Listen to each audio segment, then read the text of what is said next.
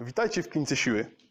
Nazywam się Krzysztof Sauter i dzisiaj pokażę Wam, dlaczego można, warto, a nawet należy brać 30 gramów kreatyny dziennie. Pokażę Wam też migawki z przygotowań do akademickich mistrzostw Polski w trójboju siłowym naszej sekcji trójboju siłowego prowadzonej tutaj przez doktora Krzysztofa Bortnika przy Uniwersytecie Medycznym w Łodzi. Zacznijmy od tego, na czym obecnie stoi wiedza na temat kreatyny. Jest to na pewno najlepiej przebadany i najskuteczniejszy suplement diety na rynku, szczególnie dla sportów siłowych, sportów eksplozywnych, w których wykonujemy rzuty, skoki, pchnięcia czy podnosimy ciężary. Jest to za sprawą ATP, które w przemianach tutaj z fosfokreatyny w kreatynę jest wydzielane w komórkach mięśniowych i dostarcza nam energii na wysiłki intensywne trwające do 10 sekund. Obecnie badania pokazują, że wystarczy dawka od 3 do 10 gramów kreatyny dziennie, zależnie od masy ciała, stażu, ilości masy mięśniowej czy płci. Natomiast są dwa sposoby, by do tego dotrzeć. Pierwsza z nich to pobieranie 5 gramów kreatyny przez 28-30 dni i to powinno nasycić nasze komórki mięśniowe tą fosfokreatyną. Drugą jest tygodniowe ładowanie, po którym przechodzimy też na dawkę tych 3-5 gramów kreatyny, ponieważ wtedy nasze mięśnie są już wysycone tą fosfokreatyną i jakby ten podstawowy efekt kreatyny już posiadamy. Natomiast nikt nam nie powiedział, że kreatyna ma dużo więcej bardzo ciekawych skutków. I super wielką metaanalizę wydał na ten temat dr Richard Kreider. Link do tego będzie na dole w opisie. Opracował ponad 260 różnych badań, z których wnioski są tutaj na tablicy. Generalnie nie rozczytacie się w tym, za to przepraszam, jest to głównie ściąga dla mnie. Wszystko, co tutaj jest, Wam opowiem, natomiast resztę doczytajcie sobie sami, jeżeli będziecie ciekawi. Pokrótce przybliżę Wam też sylwetkę samego doktora Richarda Kreidera. Jest to jeden z najwybitniejszych obecnie kinezjologów sportu. Jest osobą, która prowadzi badania na sportowcach akademickich właśnie w Stanach Zjednoczonych, a tam sport akademicki jest jakby tą główną furtką do tego sportu zawodowego. U nas ten sport akademicki gdzieś tam sobie żyje swoim życiem, idzie jakby bokiem do tego sportu zawodowego dosyć ciężko. Może lekka atletyka to jest gdzieś to tam, jest ten tunel, przejście do tej zawodowej kariery. Natomiast właśnie tam do NFL, do NBA czy do NBL trafia się prosto z koledżu przez te systemy draftowe, więc tam naprawdę jest bardzo duży przesiew sportowców i tam jakby suplementacja i nie tylko, tak, jest dużo afer też z środkami dopingującymi. Natomiast jeżeli chodzi o samą suplementację, te badania prowadzone na Uniwersytecie w Teksasie przez doktora Richarda Kreidera dają mega fajne wyniki, można sobie w ogóle posłuchać jego podcastów, jakichś wywiadów z nim. On pracując właśnie z futbolistami amerykańskimi głównie ostatnio prowadząc właśnie te badania na kreatynie, stosując te większe dawki razem z tymi koktajlami węglowodanowo-białkowymi, dostawał skargi od trenerów tych zespołów, z którymi pracował, że muszą za często zmieniać zawodnikom pozycję, ponieważ zawodnicy za szybko przychodzą, za szybko zwiększają wagę, za szybko przechodzą do kolejnych kategorii wagowych, po prostu nie pasując do wcześniejszej roli, tak? Więc nawet do tego dochodziło i faktycznie ten wzrost nie był spowodowany wzrostem masy tłuszczowej, tylko faktycznie ten indeks masy beztłuszczowej, ten LBM naprawdę bardzo fajnie wzrastał tam u tych zawodników. Nie wiem, czy nie były tam w to włączone jakieś inne środki. Badania, które przeprowadzał w większości, były też badaniami klinicznymi na grupach pacjentów, czyli nie były to osoby całkowicie zdrowe. Natomiast podawał im 30 do 50 gramów kreatyny dziennie przez 5 lat. I teraz zastanawiacie się, jakie to szkody musiało wyrządzić w ich nerkach, prawda? Otóż, moi drodzy, żadne. To, że kreatyna uszkadza nerki, jest to mit. Nie ma ani jednego badania, ani jednego dowodu na to, żeby grupy nawet przyjmujące tak wielkie dawki kreatyny miały jakiekolwiek problemy z nerkami. Oprócz oczywiście podniesionego poziomu kreatyniny. Niestety jest to wynik, muszę rozczarować teraz mitomanów i przeciwników kreatyny, jest to wynik fałszywie dodatni, ponieważ kreatynina nie jest żadną toksyczną substancją, która, nie wiem, niszczy nasze nerki. Ona jest jedynie jednym z markerów zdrowia nerek, a w tym wypadku po prostu jej podniesiony poziom wskazuje na to, że nasze ciało przetrawia i metabolizuje więcej kreatyny niż normalnie i stąd ten po prostu produkt uboczny, którym jest kreatynina w naszej krwi czy moczu. dlatego tym nie należy się przejmować. Oczywiście, jeżeli ktoś choruje na jakieś przewlekłe stany zapaleń czy niewydolności nerek, wtedy na pewno ten wynik może być zafałszowany. Po 6 tygodniach od zaprzestania brania kreatyny ten wynik spada, natomiast faktycznie, jeżeli ktoś się leczy na nerki, taki fałszywie dodatni wynik może zmylić urologa, dlatego warto mu o tym powiedzieć, bo może mieć lekkie zdziwko, jeżeli nie pochwalicie się, że suplementujecie kreatynę w dawkach, które Wam później zalecę. Teraz tak. Dawka 30 gramów kreatyny. Skąd ona się w ogóle wzięła? Bierze się też z tego wzoru, który macie tutaj na górze. 0,3 grama kreatyny na kilogram masy ciała. Jest to oczywiście 30 gramów wyjdzie, jeżeli będzie to chłop 100-kilowy.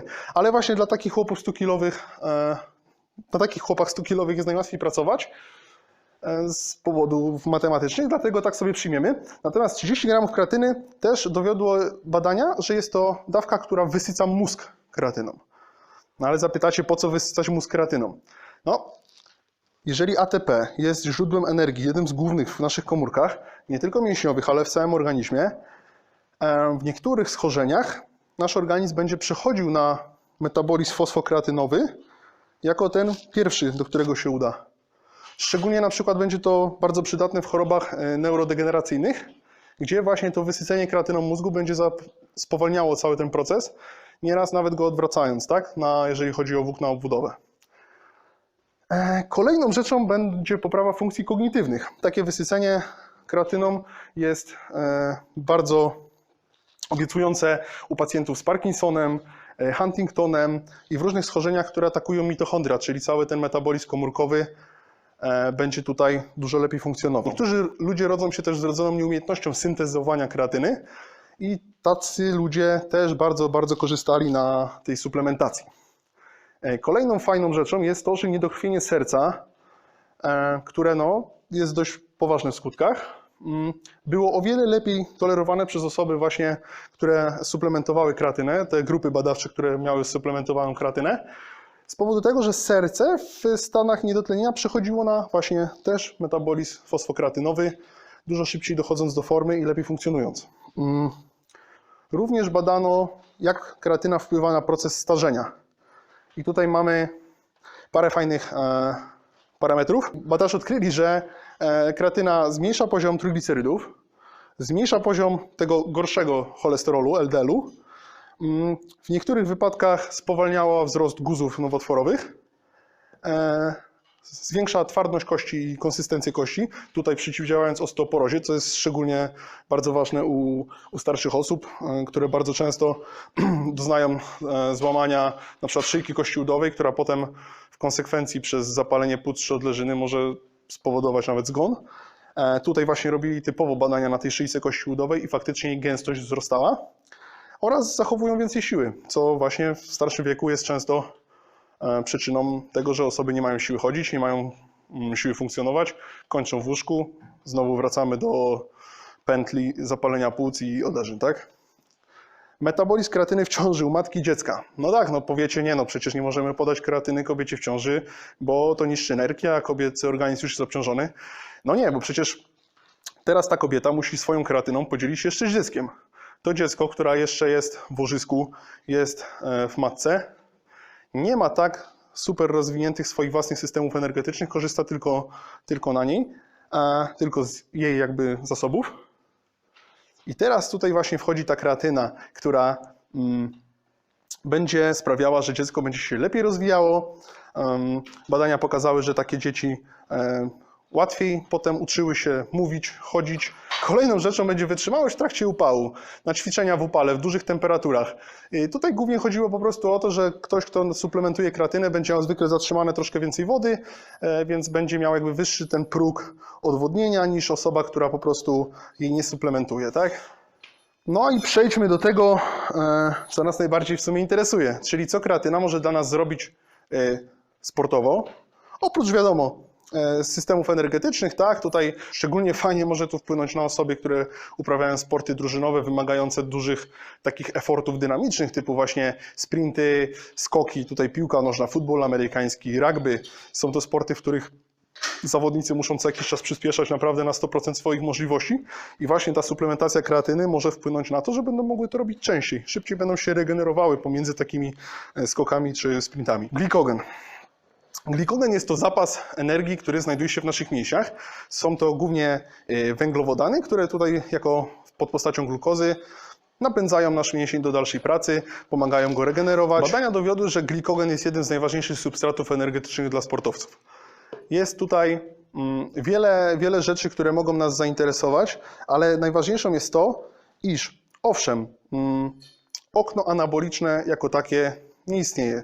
Obecnie ta wiedza w kulturystyce czy w sportach tutaj siłowych stanęła na tym, że liczy się dniowa, tygodniowa kaloryka i makroskładniki, że to ma większy wpływ, ten big picture ma większy wpływ na to, jak będziemy się regenerowali i jak będziemy wyglądali. Natomiast co innego, zupełnie inaczej to wygląda, jeżeli patrzymy na performance. Badacze pokazali, że kreatyna brana w takich dużych dawkach, właśnie tych 0,3 g na kilogram masy ciała, rozbita oczywiście na kilka porcji. Faktycznie jedną z wad kreatyny jest to, iż może powodować problemy żołądkowe, jeżeli zostanie wzięta jednorazowo w zbyt dużej dawce, tak?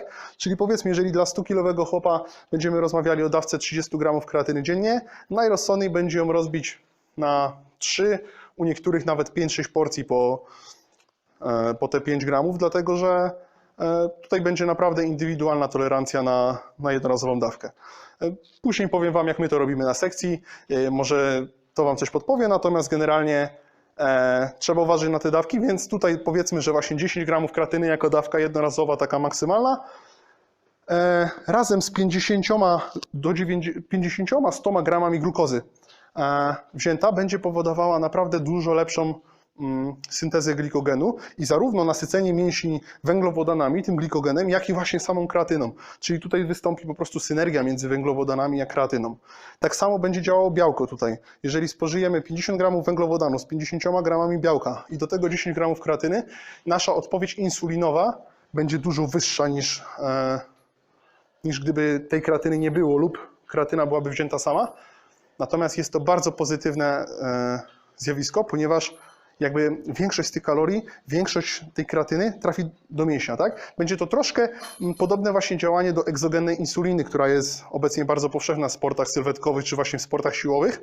Natomiast będzie dozwolona i będzie na pewno mniej obciążająca i bardziej bezpieczna dla organizmu. Co jeszcze możemy osiągnąć, spożywając tak duże dawki kreatyny, oprócz tego, że mamy więcej energii, mamy te zdolności, te wszystkie fajne efekty kreatyny, jeżeli chodzi o zdrowie i większą tą syntezę glikogenu. Otóż będziemy zatrzymywali więcej wody. Owszem, w niektórych sportach będzie to słabe, na przykład w sportach kulturystycznych te 2 tygodnie przed zawodami czy przed jakąś sesją zdjęciową, oraz w sportach, w których trzeba zbijać wagę do swojej kategorii, tak? Czyli w sportach walki, w sportach tutaj właśnie siłowych może to przeszkadzać i wtedy faktycznie ten tydzień czy 2 przed będzie trzeba troszeczkę z tej kreatyny zejść i sprawdzić, chociaż niektóre osoby mogą nie doświadczyć nawet tak dużej tej retencji wody, więc to też jest kwestia indywidualna, trzeba było z tym poeksperymentować. Natomiast lepsze nawodnienie mięśni, lepsze nawodnienie ścięgien, stawów, więzadeł, to wszystko przełoży się na mniejsze ryzyko kontuzji. A w sportach generalnie, oczywiście sport to nie jest zdrowie, sport to jest trenowanie wokół kontuzji, ale im więcej jakby uda nam się trenować bez tych urazów, unikać i gdzieś omijać je bokiem, tym zrobimy większy progres. A jakby o to w sporcie chodzi, tak? O piłowanie wyniku, a kontuzje są zazwyczaj tym, co nas cofa. Trudno tutaj wymienić inny czynnik, który będzie równie skuteczny. No chyba, że tak jak tutaj pandemia, tak? Też było ciężko trenować, natomiast w sumie tak, to był dobry przykład, ponieważ jakby każdy z nas był kontuzjowany przez 2-3 miesiące i nie trenował. Dobra, przejdźmy do praktyki. Jak to wygląda, jak to można sobie zastosować? Tutaj należy podzielić to po prostu na dni treningowe i nietreningowe. Jeżeli są osoby, które w dni nietreningowe spożywają dużo mniej węglowodanów, da się też to zrobić? Już mówię jak, natomiast jeżeli chodzi o dni treningowe, no tutaj suplementacja tej kreatyny bez spożywania węglowodanów i generalnie trening siłowy czy trening jakikolwiek sportowy bez spożywania węglowodanów, to jest strzał w kolano i o tym myślę, że też nagram Wam osobny filmik, bo tutaj już nie chcę się na ten temat rozwodzić. Natomiast w dni treningowe spożywanie tych 30 gramów kreatyny dzielimy sobie na 3 porcje i spożywamy je około treningowo, tak? Pierwsza będzie spożyta godzinę przed treningiem z jakąś dawką, powiedzmy 50 węglowodanów. Najlepiej, żeby to były faktycznie jak najprostsze cukry. Nie zachęcam tutaj do kupowania jakichś słodkich napojów, ale nawet zwykłe jakieś karbo, maltodekstryna, czy ewentualnie biały ryż, który jest naprawdę bardzo łatwo strawny, lekkostrawny.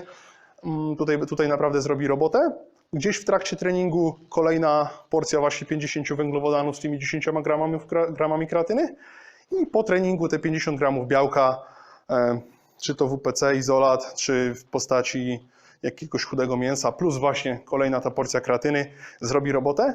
Natomiast generalnie w dni treningowe, tak, tutaj słowa zacytuję Kiryła Saryczewa, poprzedniego rekordzisty w wyciskaniu leżąc, 80% węglowodanów, które spożywamy w ciągu dnia, powinny zostać spożyte około treningowo, tak? W ciągu tych kilku godzin po treningu, żeby być jak najlepszym trójboistą. W innych sportach myślę też to będzie miało dosyć duże zastosowanie, szczególnie w sportach też, które będą miały więcej jednostek treningowych dziennie, szczególnie tutaj MMA, tak? Gdzie tych jednostek treningowych są nieraz 3, nieraz 4. Każda z tych jednostek powinna być godnie odżywiona węglowodanami. Właśnie tutaj ta kreatyna wtedy nawet w 5-6 porcjach podzielona ta dzienna będzie fajnie działać. Natomiast linie treningowe, tutaj po prostu do każdego posiłku, który jest z węglowodanami, rozdzieliłbym porówno. Tak? Jeżeli ktoś je 6 posiłków, w każdym są węglowodany, to do każdego z nich dodajemy tą małą porcję, tak żeby właśnie starać się te węglowodany wykorzystać jako budulec do glikogenu, jako potem paliwo do treningów, a nie jako coś, co nam się odłoży. Tak? Proste. Tutaj ciężka jedynka Jędrzeja, jest to 87,5% jego ciężaru maksymalnego. Nie jest żadna ciężka seria, ma na celu tylko troszkę obudzić układ nerwowy przed głównymi seriami. Start. Góra. Stojak. A to jest moja seria, ta jedynka ciężka, 87% ze 185. Najlepszy wynik to 190 na lidze wyciskania u pana Marcina Laśkiewicza z porządną pauzą. Kto bywa, ten wie, o co chodzi.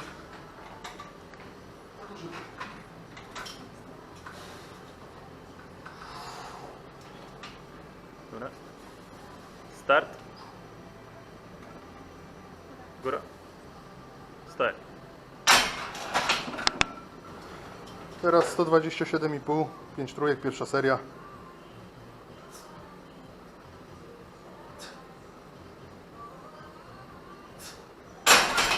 Elegancko, tu skupiamy się głównie na dynamice powtórzenia. Ma to być płynne, mocne, szczególnie zaakcentowanym doprostem. Teraz 80% pierwsza z 5 serii na 3 powtórzenia.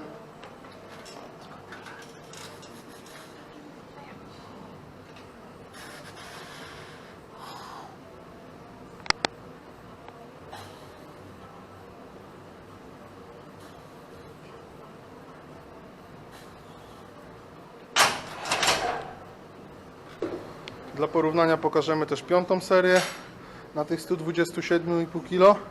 Obecnie trenujemy wyciskanie, przygotowując się do akademickich mistrzostw Polski w trójboju klasycznym, które się odbędą 28-30 sierpnia w Katowicach tego roku.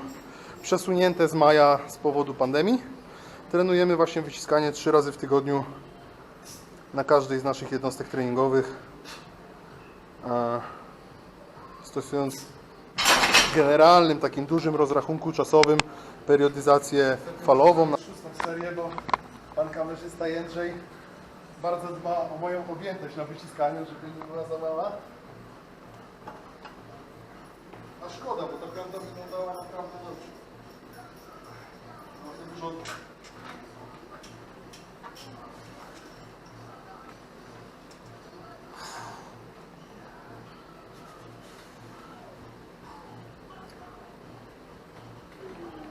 Szybko, Krzysztof. Bum.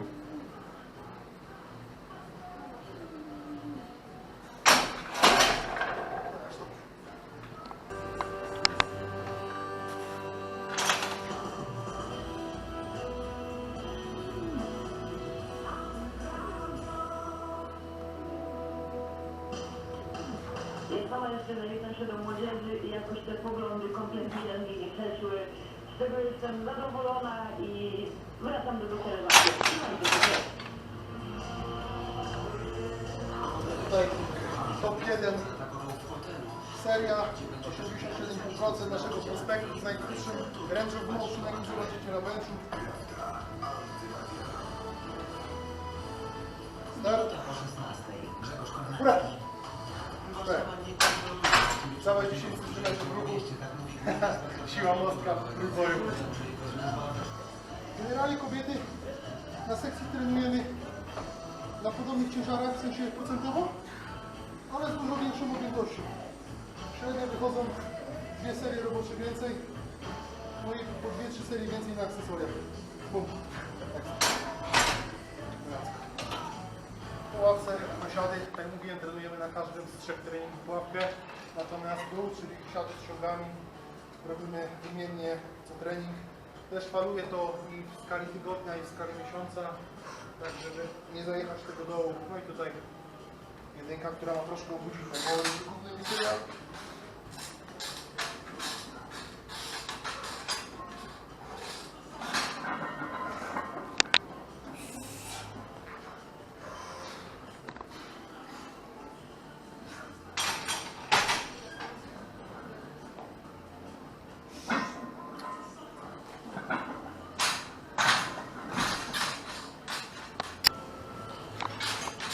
To samo u Jędrzeja.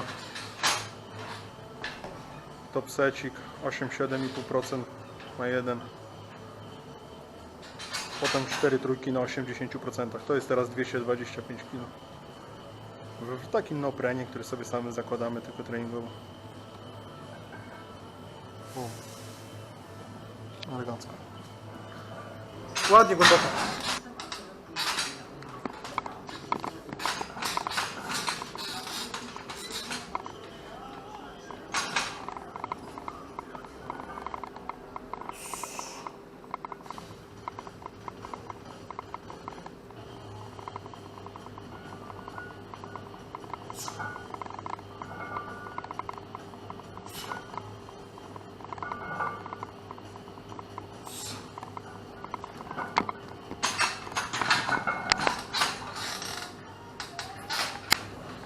To jest pierwsza z 4 serii roboczych na 80% z troszkę zaniżonego siadu. Tutaj teraz 212,5 kg. Jeżeli się zastanawiacie, po co nam te single przed głównymi seriami, jest to metodologia PAP, Post Activation Potentiation, która mówi o tym, że układ nerwowy, jeśli poczuje taki większy ciężar, chociaż na jedynkę, będzie w stanie potem szybciej dźwignąć i lżej odczuwać serię roboczą w każdej prędkości. Trzymaj te łopatki blisko. Biodro. Super. To samo. Blisko siebie. Plecy blisko siebie, pyk. Ekstra.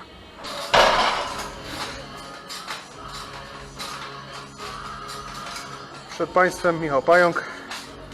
170 kg na 3 powtórzenia. Sami ocencie głębokość, czy wystarczająca w IPF-ie.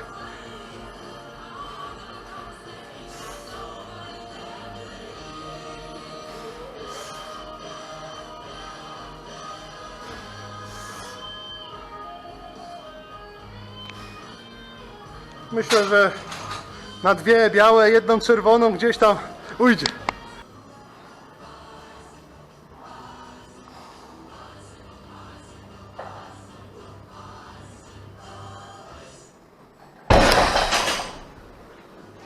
Top secik 265 kg. Gryfa lajko, tylko talerze z dupy.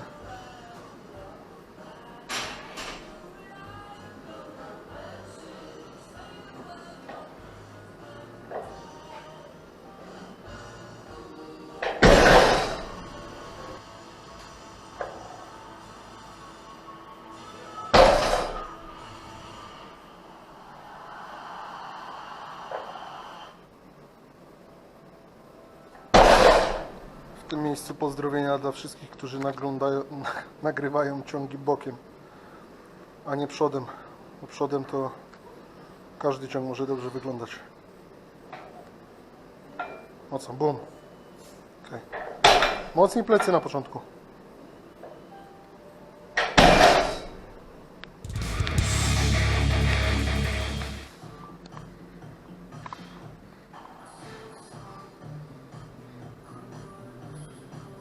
Sto 121, 122, 123.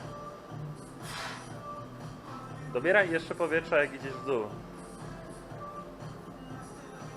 121, 122, 123 i mocno tyłek pracuje. O! Dobra.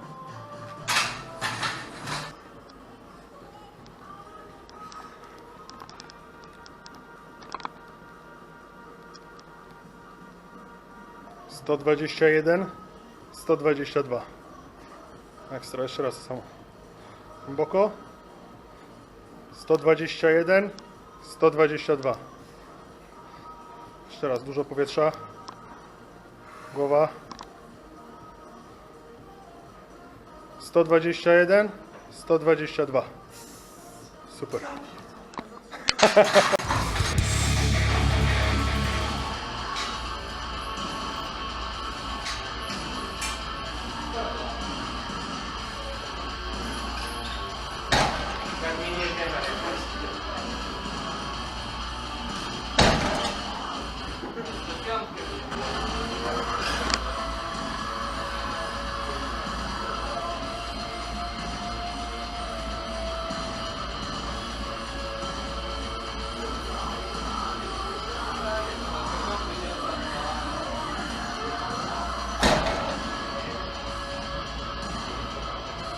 Dawaj do końca. Ok. Dzięki wielkie. Jeśli się podobało, zostawcie łapki w górę, subskrybujcie kanał. Piszcie w komentarzach, co możemy zmienić, co możemy poprawić, żeby to wyglądało jeszcze lepiej. W opisie znajdziecie też, oprócz badania, linki do naszych Instagramów. Dajcie znać koniecznie, jeżeli spróbujecie takiej dawki kreatyny. Jeżeli są jakieś firmy produkujące kreatynę, które chcą nawiązać współpracę po tej reklamie, którą teraz zrobiłem suplementowi, to też bardzo chętnie zapraszam.